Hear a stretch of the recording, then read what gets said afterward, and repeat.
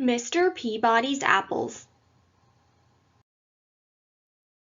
Written by Madonna and art by Lauren Long.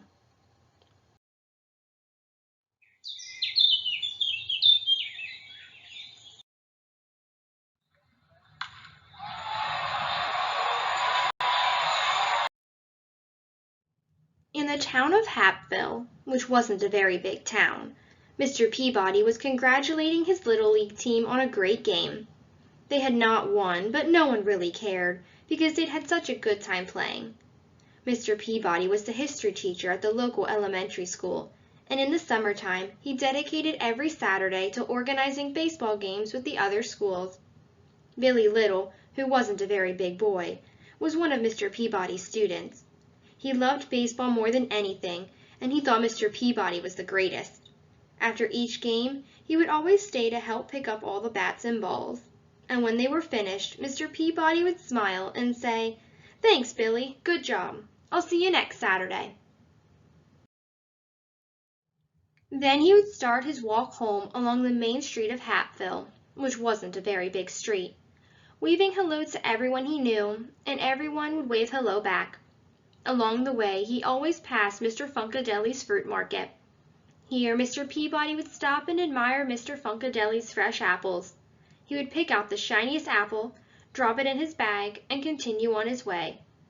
Across the street, Tommy Tittlebottom watched with curiosity as Mr. Peabody walked away with the apple.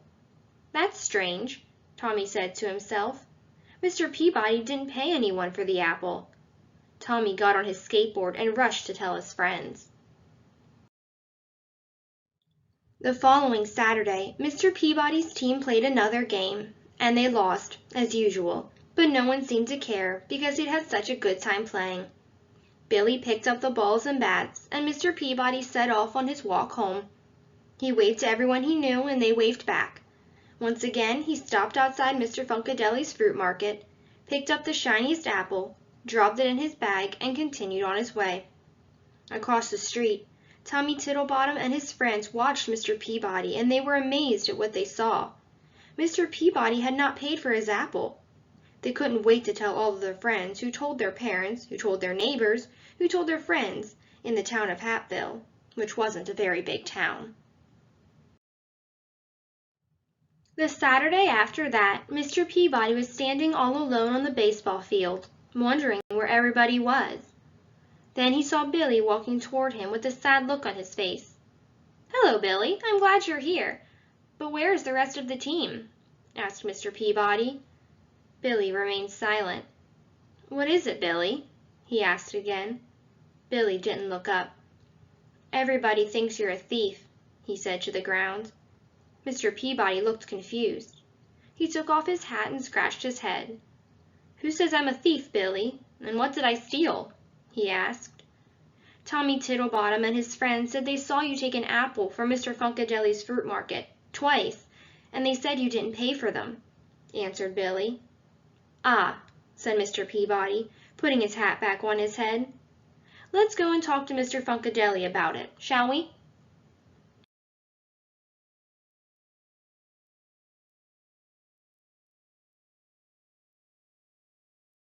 They walked down the main street, which wasn't a very big street, and Mr. Peabody waved to all the people he knew, but now some of them did not wave back, and some pretended they did not even see him. They finally arrived at Mr. Funkadeli's fruit market.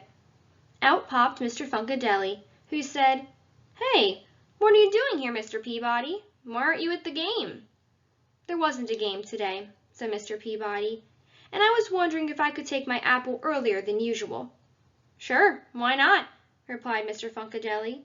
"You pay for them every Saturday morning when you pick up your milk. You can take them when you like.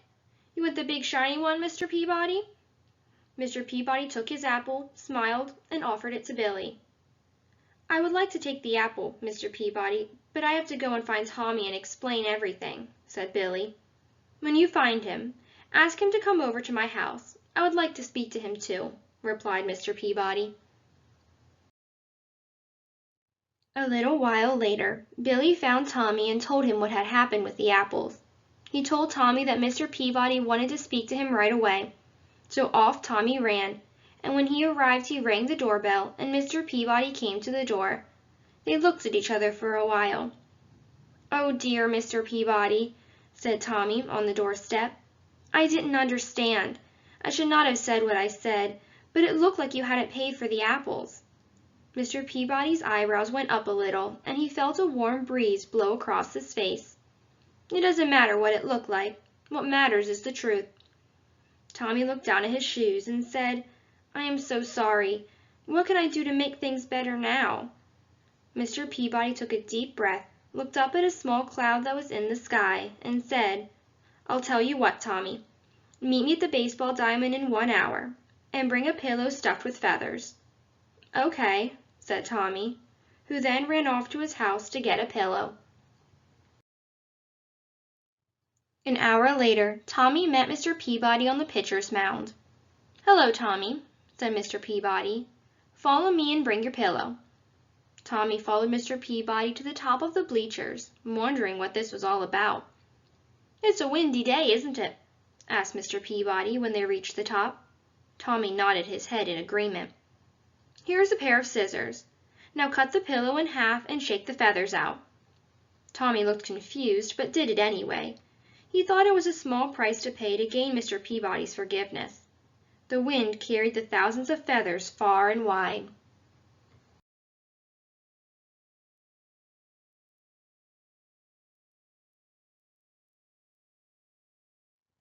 Tommy looked relieved and said, "Is that all I have to do to make things better?"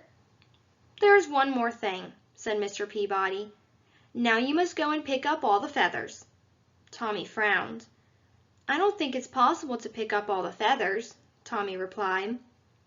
"It would be just as impossible to undo the damage that you have done by spreading the rumor that I am a thief," said Mr. Peabody. "Each feather represents a person in Hapville." There was a long pause as Tommy began to understand what Mr. Peabody was saying. Finally, he said, "I guess I have a lot of work ahead of me." Mr. Peabody smiled and said, "Indeed you do. Next time, don't be so quick to judge a person, and remember the power of your words." Then he handed Tommy the shiny red apple and made his way home.